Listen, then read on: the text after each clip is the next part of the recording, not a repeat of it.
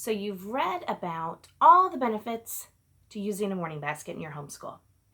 You've gathered all the supplies that you need for that basket, even the basket. But then it just sits on your desk and never gets used because you just can't seem to fit it in. So what do? Hi, I'm Christy with Homeschooling in Progress, and I'm going to share with you 5 tips to get morning time included in your homeschool so that you're doing it every day. And that basket of goodness doesn't just sit on your desk being unused. If you are very new to morning baskets, I do have a couple of other videos that kind of give you the overview of what a morning basket is, why you might want to use one.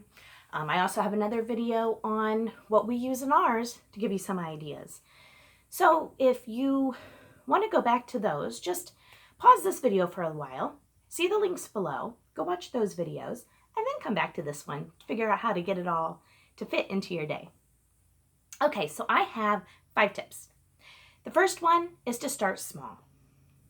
Anytime you want to start doing anything in your life that is not something that you're used to doing, you want to build it in, kind of ease into it to build it into a habit. And how do you do that? You do it by starting small. Make it something that's very easy, that isn't much of a difference to your day.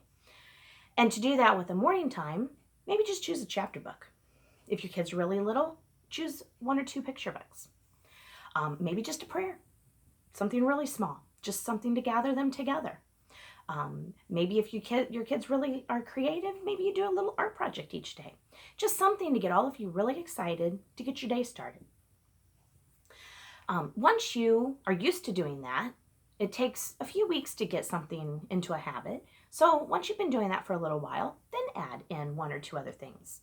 Get used to doing those. Once those are kind of seamlessly just moving on along with your day, then maybe add a couple more things to round out your morning basket. So definitely start small. My next tip is to build on an anchor. And what do I mean by that? Well, find some way to put a morning basket in with something you're already doing. You might do your morning basket with breakfast or right after breakfast. So then, you eat every day. The kids eat all day every day. But after breakfast, then you go in and you start your morning time. Or maybe while the kids are eating, their mouths are full, they're sitting down focused, start your morning basket. We like to do ours with a song. And just a little background as to how we started that.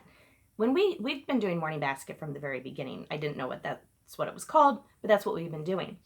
And I have some early risers, some late risers.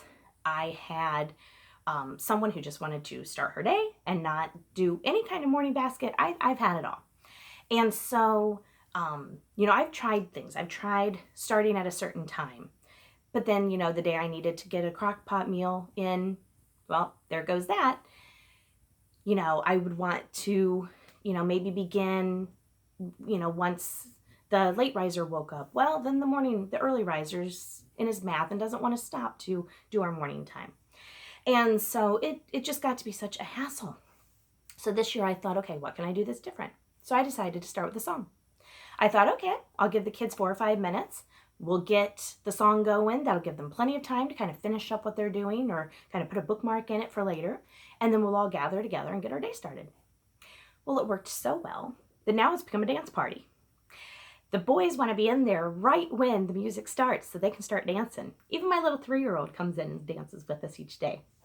And so it's worked out wonderfully. We do our little dance party, get moving. I chose a really upbeat song. And so then after those few minutes, then we just move right into the rest of our morning time.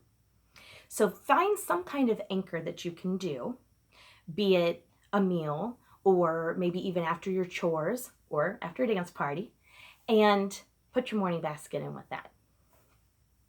All right, and then once you found a time to add in your morning basket, put what you love into your basket. If you really like doing something, you're going to find a way to make it work. So when you're trying to get your morning basket started, really only choose those things that you really, really enjoy. And you'll make sure that you get them, get them into your day. but don't add too much. Too much of a good thing is still too much. So, you can eventually go into more and more things with your morning basket. But, remember, you're not just homeschooling just one year. Homeschooling is a marathon, not a sprint. You have plenty of years to get all that goodness fit in. You also can do a loop. We do Life of Fred one day. We do an artist study another day. We do a composer study a third day. I don't try to put it all in every single day. A chapter of our read aloud, yes, I do that every day. Our prayers, yes, we do that every day. Memory work, there are some things that you can do every day. But put everything else on a loop. You still get to it, but it doesn't take, 7 hours to get through. So add what you love, but don't add too much. And, if you just don't even have the time to try to figure out what to put into your day, you're just kind of stuck in that planning stage, outsource it. Find plans already done. You don't have to do it all when you're homeschooling. You can definitely outsource and, use other resources to make your time easier so that you are more focused on your kids and not stressed out. I do have a link below. It's an affiliate link for Pam Barnhill's morning time plans, and she has it all done for you. She has the memory work. She has the picture study. She has the music appreciation, the read alouds. It's all there for you. And so, use that until you get started, or always use it. You don't have to stop, but you don't have to continue. It's kind of, what works for you at this time. So, don't get stuck in the preparation of it. Don't get so bogged down with when to fit it into your day or how to fit it into your day that you never get it into your day. The best thing is to share that truth, beauty, and goodness of morning time with your kids. So, use my 5 tips of starting small, building on an anchor, adding what you love but not adding too much, or letting someone else help you with the planning. Use those tips to get morning time into your day, to make it a habit, and you'll be so glad you did. Thanks for watching, and happy homeschooling.